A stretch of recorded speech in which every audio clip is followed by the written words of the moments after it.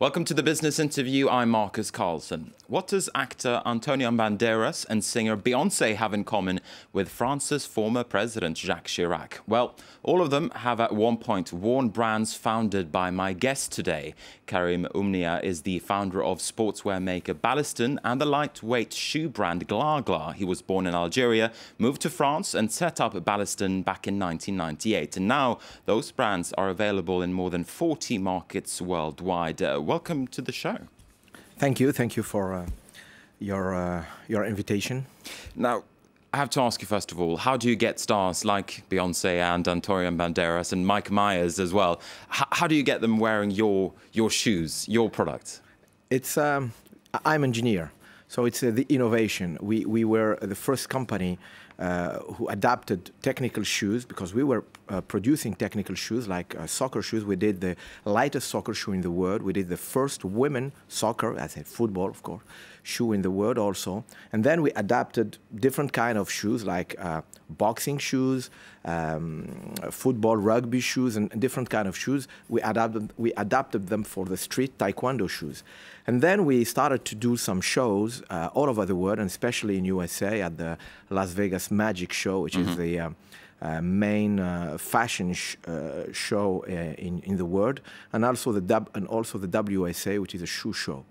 And then it was just in 2001, and then I got the visit of one guy who was a producer of the VH1 Awards and the MTV Awards. And I was like, I didn't know this guy and even know the show.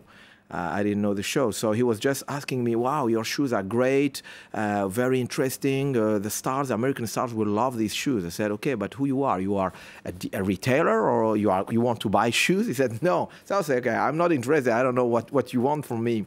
And in fact, he came back just a few hours later and said, okay, listen, we never did that, but I would love to have you in the backstage of the next VH1 Awards. I said, okay, so what do you want me to do? Just show your shoes to our American stars. I said, who are you talking about? He said, and then he started to give me the list, and I was like, wow, really? We can show our shoes there? So he said, yes. So we were there, and so we started. We've been in the backstage, and then we got many stars like Antonio Banderas, Beyonce, Jessica Alba. So it's a little bit by chance that all of these stars are wearing your goods. Yeah, and then we've been invited in other shows like Kids Awards, the tribute for Ray Charles at the Staples Center in LA. And then we met different people and many people. Now, in the sportswear business, you often think of the giants like Adidas and like Nike. But how does a small company like yours make it in that space? Once again, the innovation. I'm an engineer. I'm 2 times engineer, and really the way I think is product. I'm more engineer than really a boss or a general manager.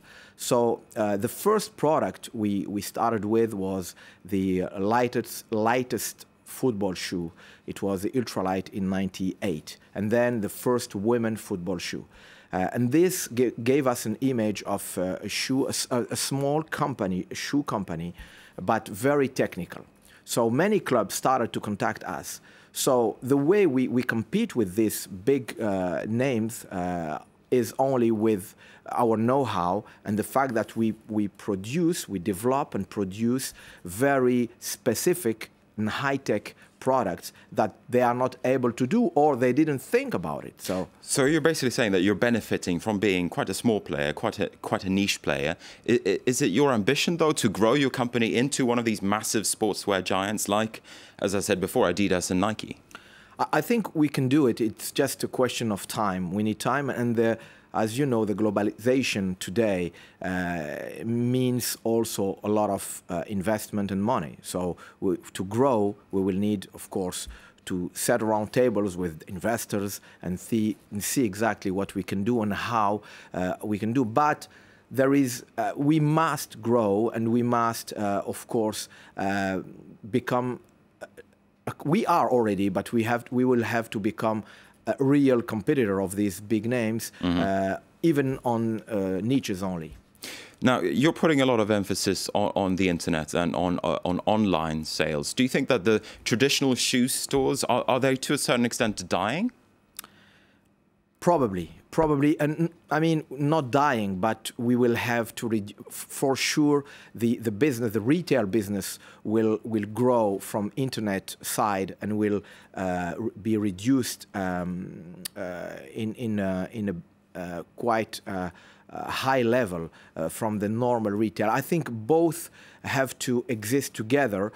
Many people need to have stores to go and to touch the product. Yeah, because at the end of the day, you want to try on the shoe, absolutely. Don't you? So you need, but it will be mainly for me. I think it will be mainly showrooms, and then people will buy in their house, taking time, checking prices everywhere. But I think that we will need mainly the stores will become showrooms more than showrooms more than really retailers where you can buy shoes.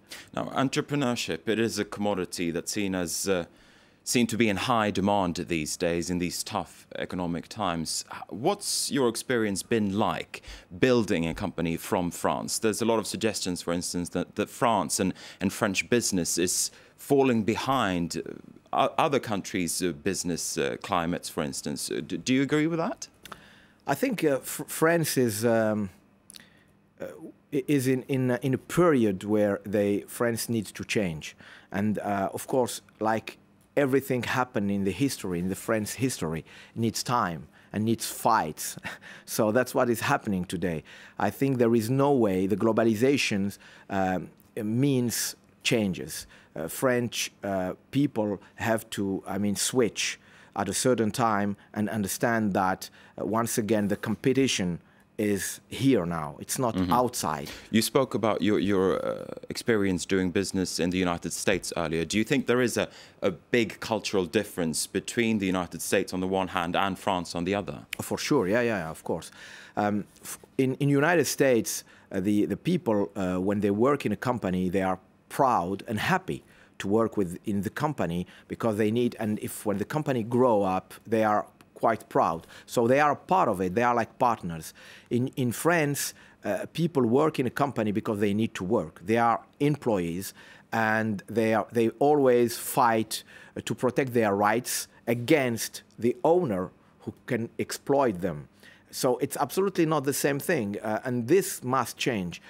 People need to, the media, the government, and everyone in France needs really to explain and to make sure that the new generation will not think the same way. But how do you make that argument? That's a tough sell. No, I think it's a question of education. We need really to go to another level. France has a very interesting history, and of course, in the labor rights in France, were always in front of the other countries. Right now, they are a little bit back. I mean, I don't think we are on the right way. We need to face and to accept the competition, the worldwide competition, and for that we have to use the same arguments and and we need to be powerful. To be powerful, there is no question. We must understand that if we want to fight against USA, against China, against other countries, we need to use the same tools, the same arguments, which are flexibility in the work, competitivity, and for me the most important is the way of thinking. The way of thinking must be a winner way. The employees are a part of the company and must be, hand in hand with the boss, with the owners. In the same time, I agree that some owners are a little bit, greedy. The owners need also to do one step front. They need to take their responsibility. Yes. But if a young entrepreneur were to watch this show, what would be your #1 piece of advice for him or for her?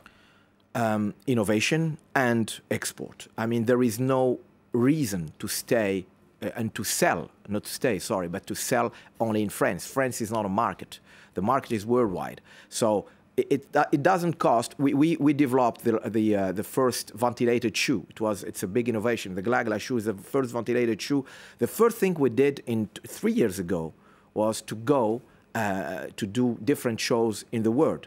And that's why we are now in more than 50 countries. So we started from zero with this new project, and now we are in 50 countries. How we did it, and the crisis was really heavy. So the way we do now, the way if I have an advice is think global, think worldwide, and of course, you need to have innovations to convince. As a French brand or French product needs to have some value, and the innovation is one thing, and the fact that you come from France helps also. All right, so we're going to have to wrap it up there. Karim Oumnia, thank you very much indeed for speaking to us. Thank you. And thank you for watching France 24. We have more news coming your way soon.